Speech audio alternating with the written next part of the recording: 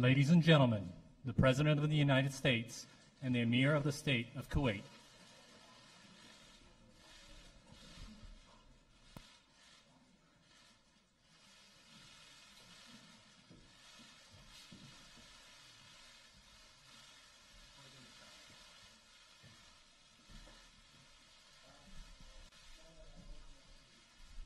Thank you very much.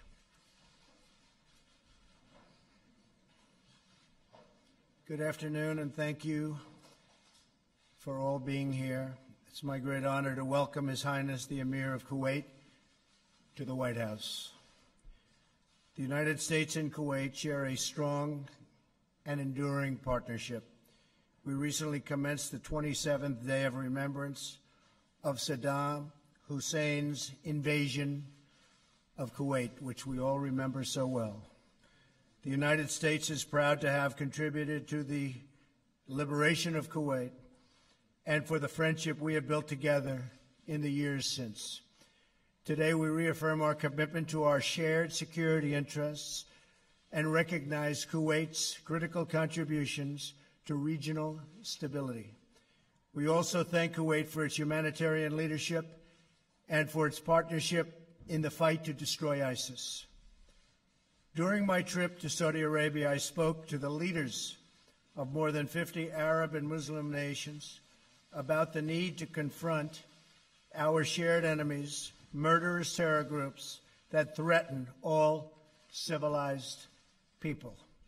Every responsible nation must work together to strip these groups of their territory, their financing, and the false allure of their evil ideology. I applaud Kuwait for its role in this effort and encourage all nations in the region to do their fair share in defeating those who wage war on the innocent.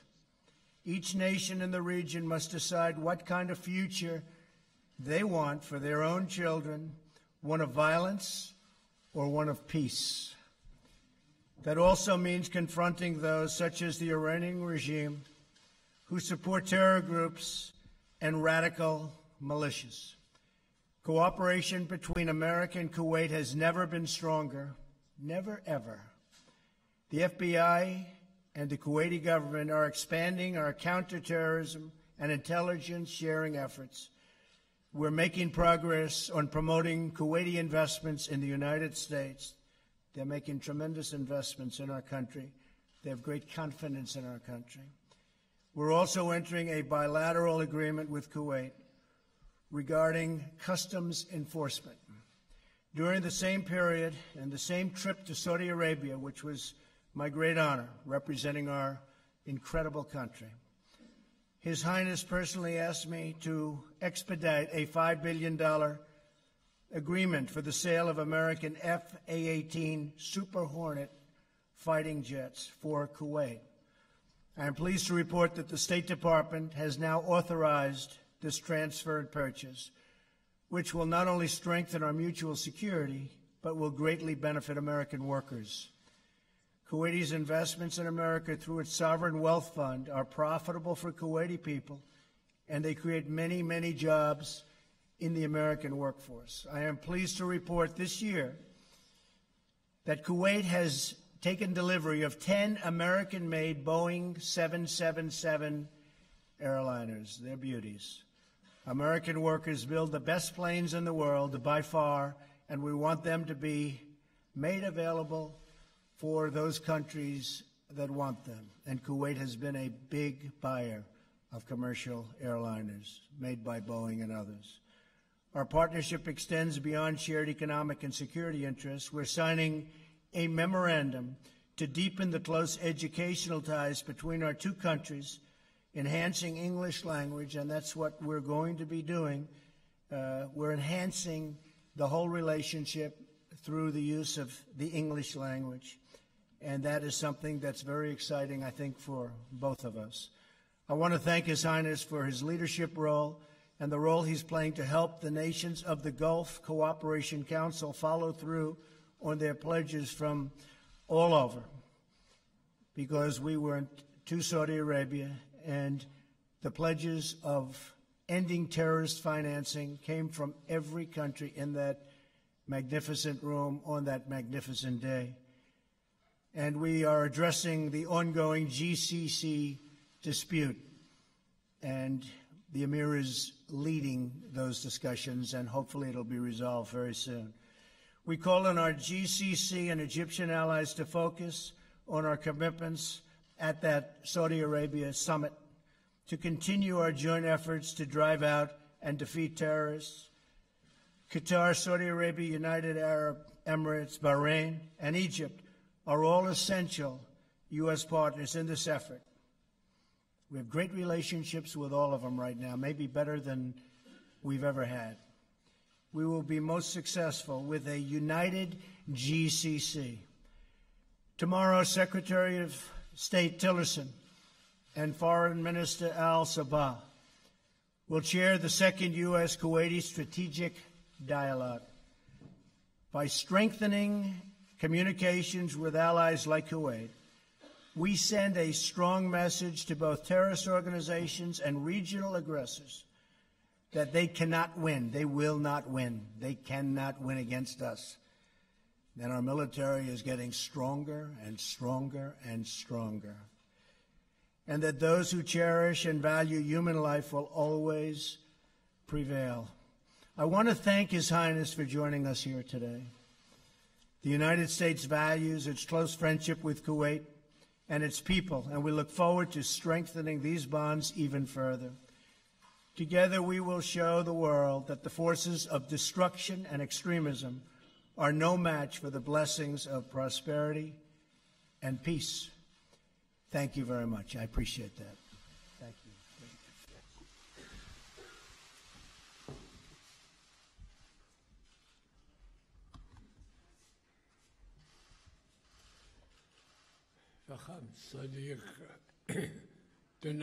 My dear President, Mr.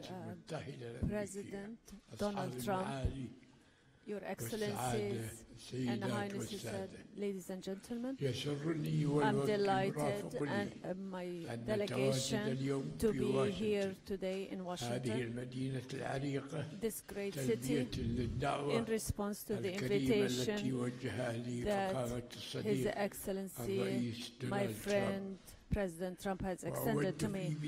I would like at the outset to reaffirm and send once again our condolences to the President and the people, the American people, about the victims of Harvey hurricane that hit Texas. And we are deeply affected by the human losses and the huge destruction in public facilities and property. I pray to God Almighty that He would make this the coming hurricane that is about to hit Florida, for it to be a harbinger of goodness, not evil. I wish and hope that the losses would not be harmful to the American people or and would not cause further sadness and grief for those who will fall victim to this hurricane. Once again, we reaffirm that we stand by our friends in the U.S. In fighting and confronting this issue. We have held deep and comprehensive discussions that reflect the depth of our bilateral and historic relationship and advanced relationships in all levels at the political, economic, and military and security levels in order to serve the mutual interests of our two countries and people. I here would like to commend the commitment that we have sensed here on the part of the U.S. about the security of the state of Kuwait. And within the framework of these relations, we remember with great gratitude the great role that the U.S. played when it assumed the leadership of the international coalition that liberated my country from the throes of the invading Iraqi forces and restored its freedom. And this memory will remain forever in the minds of the Kuwaiti people.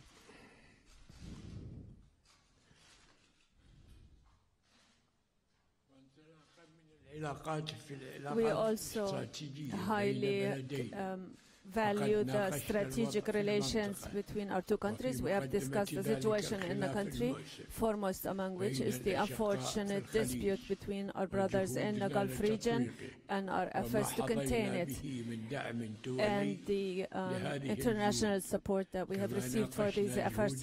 We have also discussed our common efforts in cooperation with the international community in fighting terrorism and ending the sources of funding for it.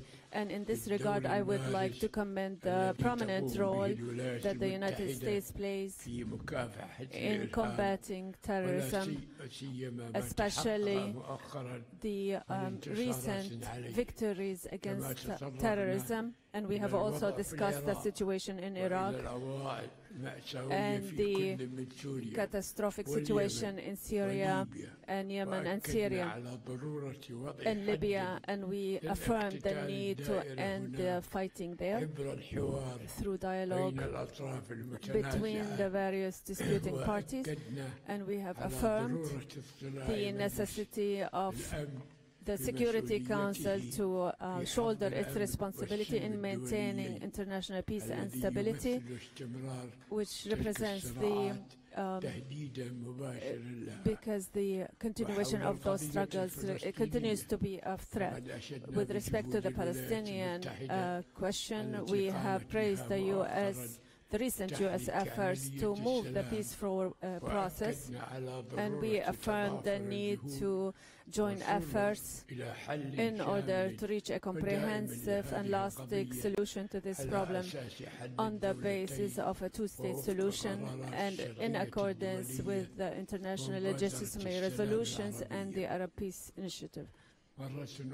Once again, I thank His Excellency the President for his kind invitation to us and for his kind hospitality, and we look forward to meeting with His Excellency the President in the state of Kuwait within the framework of our efforts to further enhance our relations and build on our strategic relationship in the service of the interests of both countries and people. Thank you, Mr. President.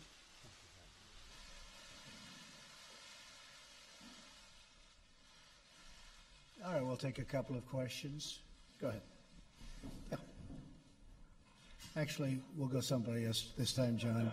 You've been doing enough, John. Go ahead, John. CBS. Thanks.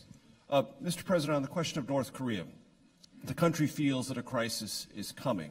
Some lawmakers, Lindsey Graham among them, have almost described the situation as inevitably leading to war. I don't want to ask you if you think it's inevitable. What I do want to ask you is, as President of the United States, would you tolerate a nuclearized North Korea that is contained and deterred, but still nuclear? Or would it have to abandon nuclear weapons, and would military action on the part of the United States be one of the options necessary to achieve that goal? Military action would certainly be an option. Is it inevitable? Nothing's inevitable. It would be great if something else could be worked out. We would have to look at all of the details, all of the facts, but we've had presidents for 25 years now. They've been talking, and the day after an agreement is reached, new work begins in North Korea, continuation on nuclear. So I would prefer not going the route of the military, but it's something certainly that could happen. Our military has never been stronger. We are in a position now, and you know the new orders, you see the numbers just like I see the new numbers. It's been tens of billions of dollars more in investment. And each day, new equipment is delivered, new and beautiful equipment, the best in the world, the best anywhere in the world, by far. Hopefully, we're not going to have to use it on North Korea. If we do use it on North Korea, it will be a very sad day for North Korea. Do you have a question for the Emir? Follow-up, is it acceptable for you as president for North Korea to be nuclearized but contained and deterred? Is that a strategy we're going to see what it is? I don't negotiate with you. No, I'm not negotiating with you. Maybe we'll have a chance to negotiate with somebody else, but I don't put my negotiations on the table, unlike past administrations. I don't talk about them. But I can tell you that North Korea is behaving badly, and it's got to stop. Okay? A question for the Emir? Your Excellency, you mentioned in a general sense the situation with Qatar. How optimistic are you about it being resolved, and what role would you like the President of the United States to play in achieving a resolution?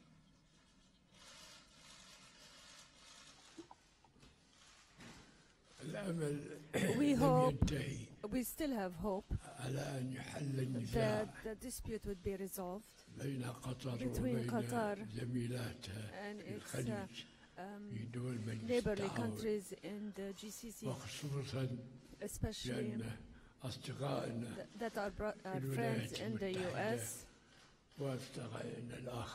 and our other friends are assisting us in resolving this issue. I am optimistic that the solution will come in a very near future, God willing.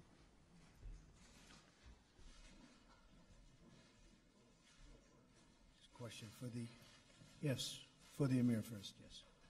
My question is for you, Mr. President, first. Kuwait News Agency, Kuwait شروق صادقي. هل تؤيدون دور الوساطة الكويتية لتطويق الأزمة بين قطر والدول الأربع؟ Mediation role between Qatar and the four countries, and do you support the holding of a conference that will include all parties in Kuwait? Thank you. Well, I do appreciate and respect the mediation. I would be willing to be the mediator. I was telling the Emir before that if I can help between UAE and Saudi Arabia, where I have a very great relationship. I spoke with the king yesterday, King Solomon, who's a friend of mine, and we spoke on unrelated subjects, but we had a long conversation.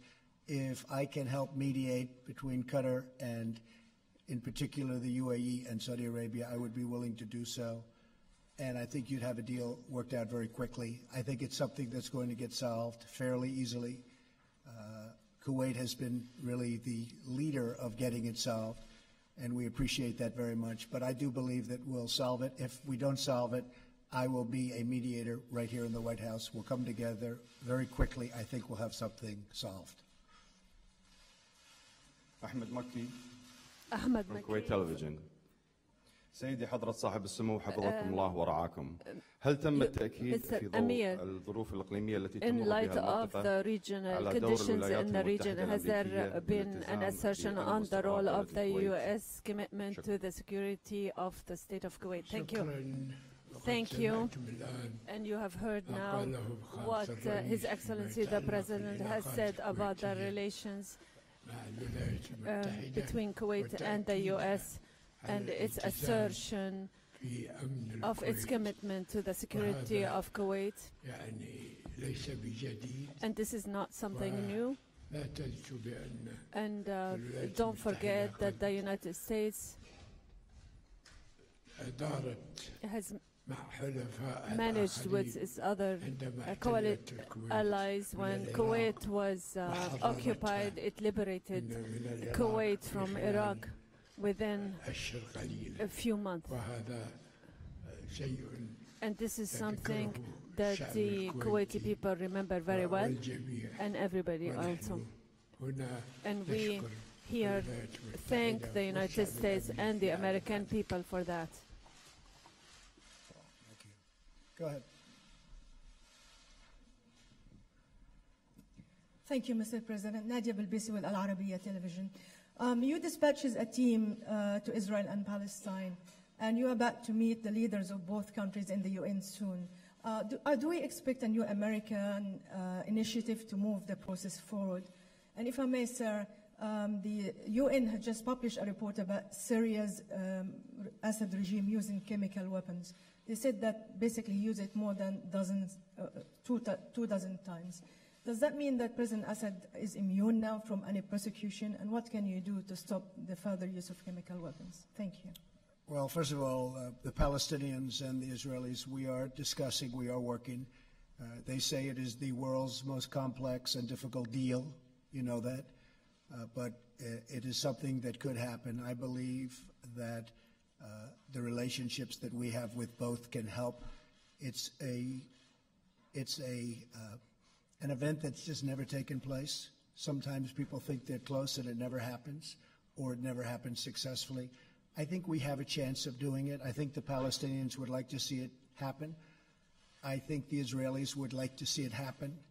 And usually when you have two groups that would like to see something happen, good things can happen. So I think there is a chance that there could be peace. But again, I say that a little bit reluctantly. We're going to give it our best. We have tremendous talent working on that particular transaction. As you know, David Friedman, the ambassador, is very much involved. We have a great group of people. We'll see what happens. As far as the chemical weapons, I find it hard to believe that after what we did the last time, that Assad would do that again. I haven't heard what you just said, but I find that a little bit difficult to believe. But nothing would change. We would be extremely upset if he was using chemical weapons. As far as Syria is concerned, we have very little to do with Syria other than killing ISIS. What we do is we kill ISIS. And we have succeeded in that respect. We have done better in 8 months of my presidency than the previous 8 years against ISIS. So ISIS is rapidly disappearing, as you know, and that's because of our great military. The military has been absolutely incredible in terms of what they've done with ISIS in Iraq and in Syria. Do you have a question for the Emir?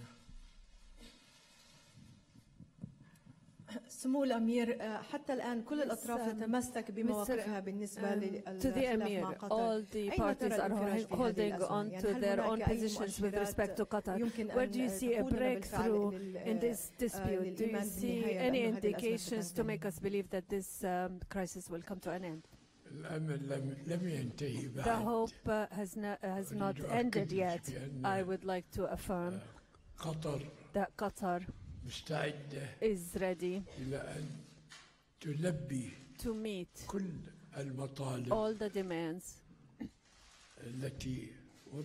that were put, the 13 demands that were presented, and is ready to sit at the table to negotiate and to discuss with us all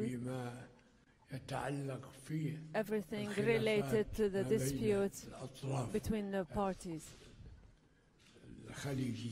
the Gulf parties. As you know, we have 13 demands that were presented, and we know that not all of these 13 demands are acceptable. But if we were to sit down together and discuss these 13 demands, and we have indeed accepted them and Qatar has accepted them, we would be able to resolve all 13 demands, all the issues and points that harm and relate to the dispute between the countries of the region, and anything that harms the interests of our other friends. Thank you. This all began because of the fact that there has been massive funding of terrorism by certain countries. And what I want is to stop the funding of terrorism. And we're going to stop the funding of terrorism. And if they don't stop the funding of terrorism, I don't want them to come together. But I think they will. Okay? You have a question? your people have a question, yes.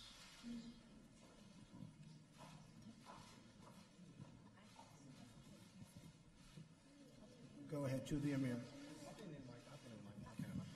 سمو الأمير. Your Highness. أنا سعد السعيدي من قناة الجزيرة. I'm Said from Al Jazeera, Mr. الحديث دائما عن الوساطة الكويتية ودائما الوساطة We الكويتية. talk about Kuwaiti mediation and supporting Kuwaiti mediation. Are the tracks and the meeting that happened in Kuwait which received US and international support? Is there in reality something clear and a breakthrough that has been accomplished in this crisis? Are we about to see at the beginning of a breakthrough, or Your Highness, are the issues so complicated? We talked about a deep discussion about all the issues.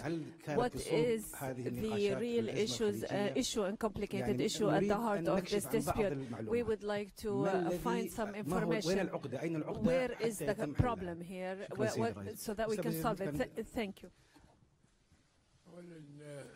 First of all, I would like to say there is no problem that cannot be resolved. True, it's complicated, but when we meet at around one table, and now we have an affirmation from the country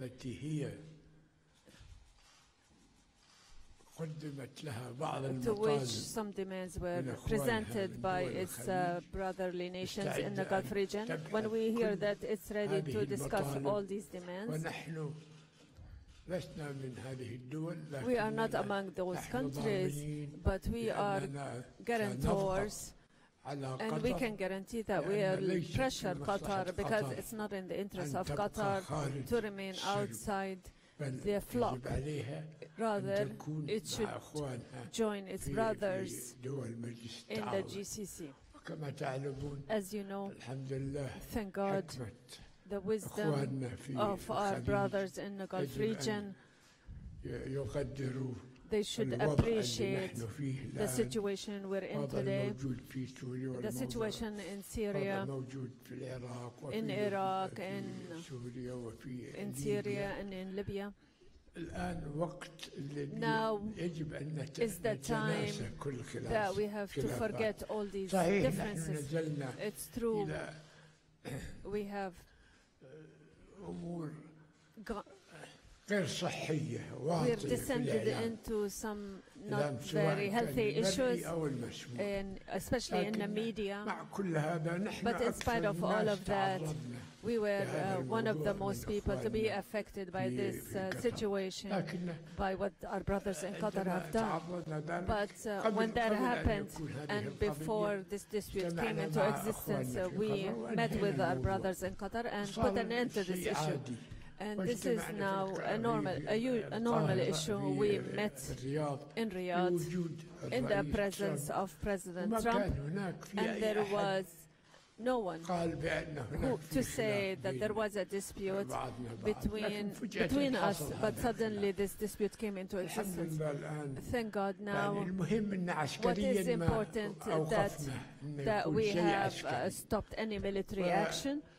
And these disputes, as I said, they are complicated, and we have seen the media campaign that is totally unacceptable to the people, because the media coming out of these countries is against the people, not the rulers. And for that reason, we have received from Qatar a letter in response to the letter I sent them, and they are willing to sit down at the table and discuss all these demands which the other parties have put down, and we're talking about 13 demands, and I'm certain that all these 13 demands, some of them a great part of them will be resolved, and the other part and perhaps we might not accept them, because anything that affects sovereignty we would not accept. But we are very hopeful. We have great hope in our friends in the US that they will assist them to restore things to where they used to be. Well, that is a problem that we will get resolved, and I'm very, very honored and happy to know that you have problems with the media also. Thank you, everybody. Thank you very much.